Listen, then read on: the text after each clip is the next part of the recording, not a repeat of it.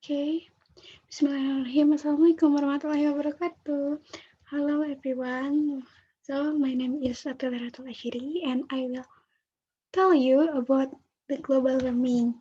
So straight to the first material. It's about weather and climate. And this picture is weather overview.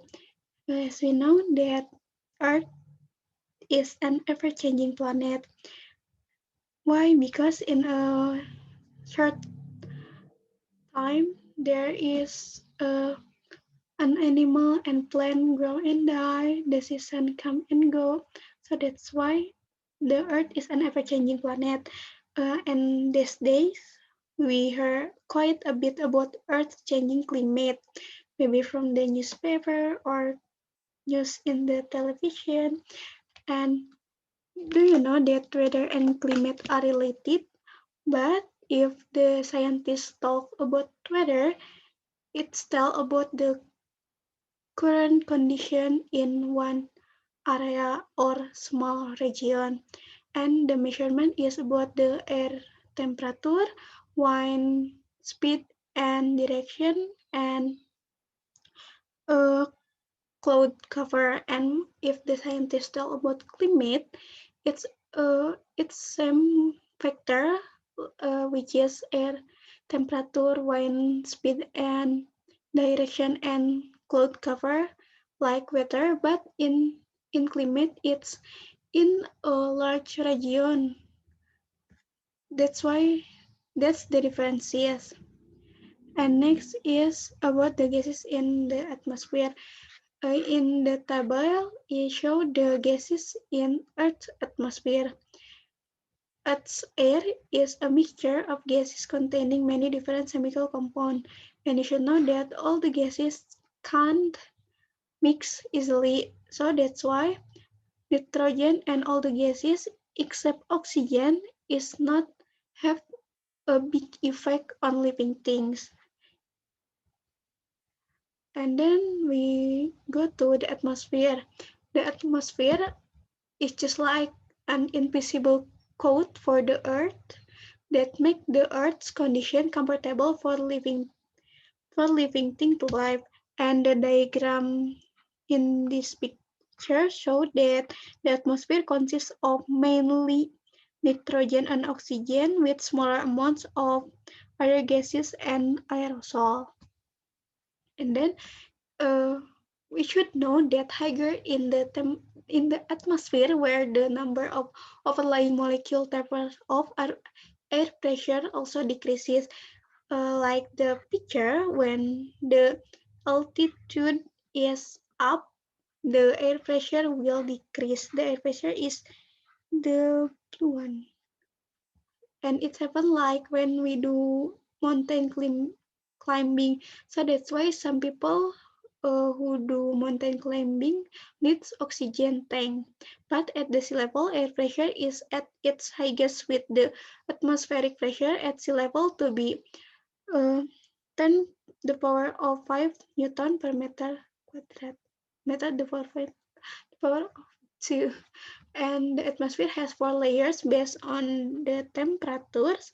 First is troposphere, second stratosphere, third mesosphere, and fourth thermosphere. And this picture showed the average temperature of Earth's atmosphere layers uh, varies in a zigzag pattern with the temperature in Celsius and altitude in kilometer. And then next, we'll go to introduction of global warming. There are two major factors that work together to determine average global temperature. First is the solar radiation that Earth absorbs, and second is the concentration of greenhouse gases in its atmosphere. We know that the sun emits solar radiation, which is energy in the form of electromagnetic waves. And this picture showed the electromagnetic spectrum consists of electromagnetic waves of different wavelengths.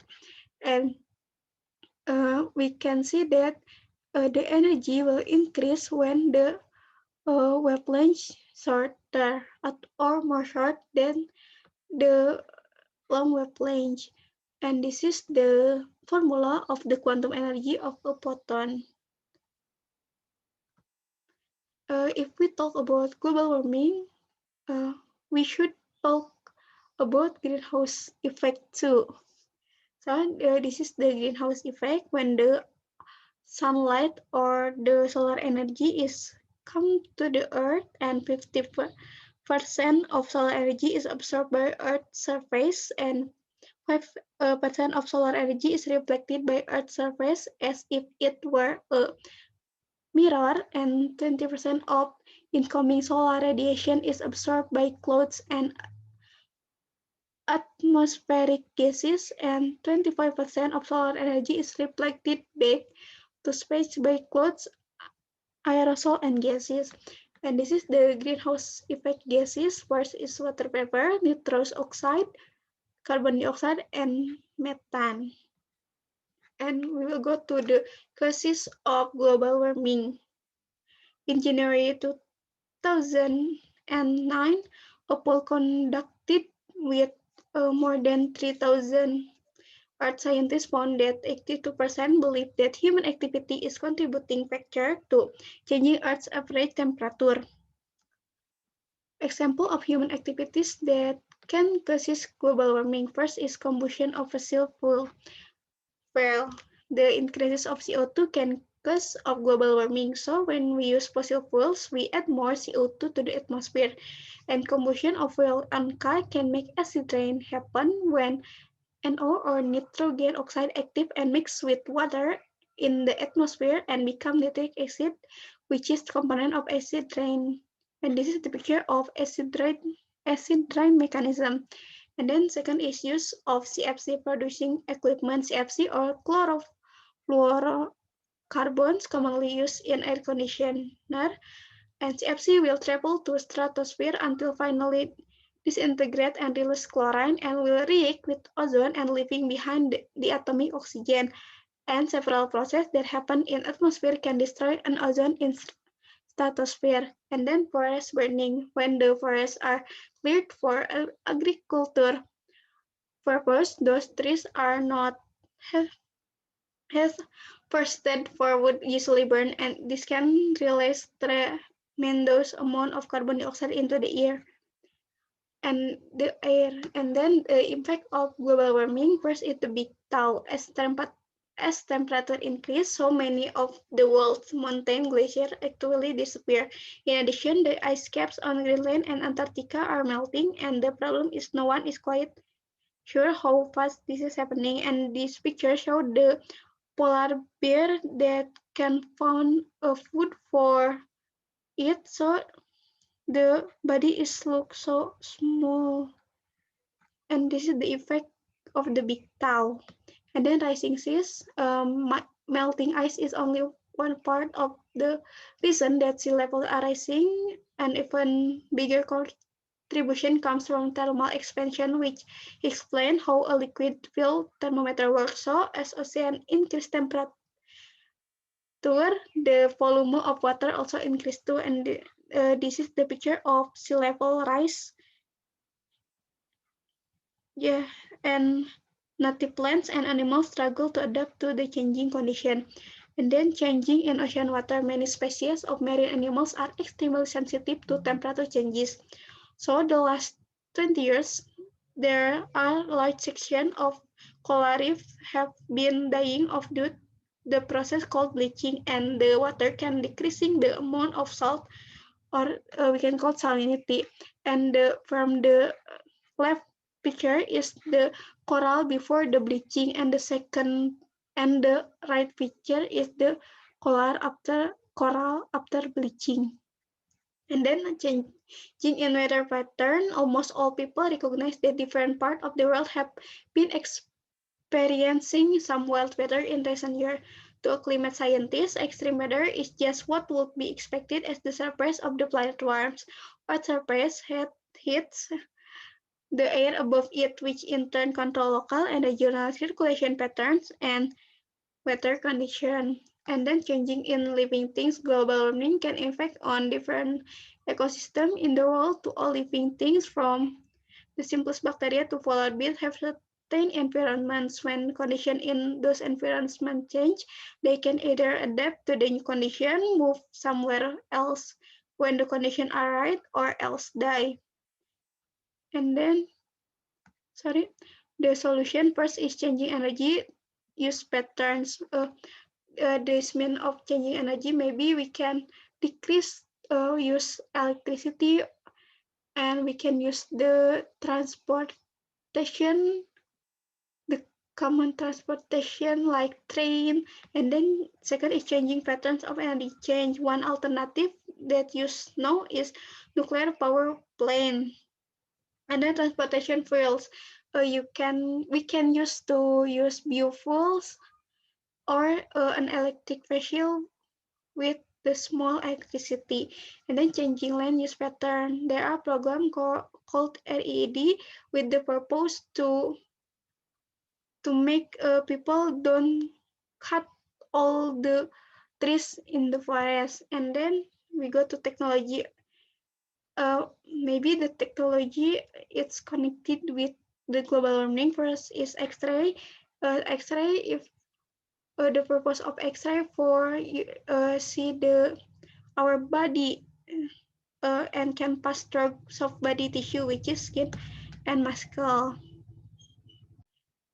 And then the photovoltaic energy that can convert energy from the sun into direct current electricity. And then the artificial rain.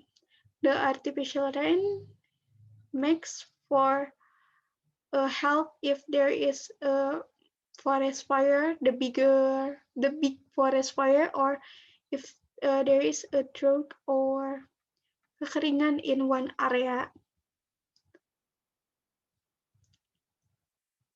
And in a long time too. And then for engineering, like my group project before is build a sustainable house. So we use the material and the design that can connected, that can show how the sustainable house. First is this is the design from the front, and then for folding door we use tinted glass, and window we use low E glass, and wood folding door made from wood materials. It is recycled from used goods.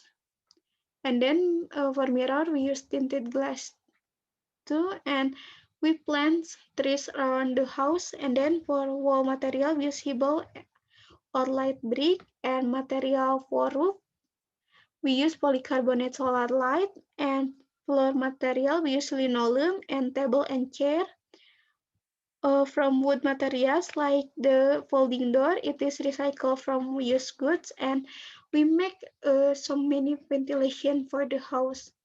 And then you can see again there is so many ventilation.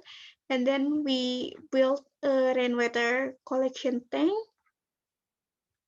And then we add solar panel on the roof, and for the roof material use UPVC.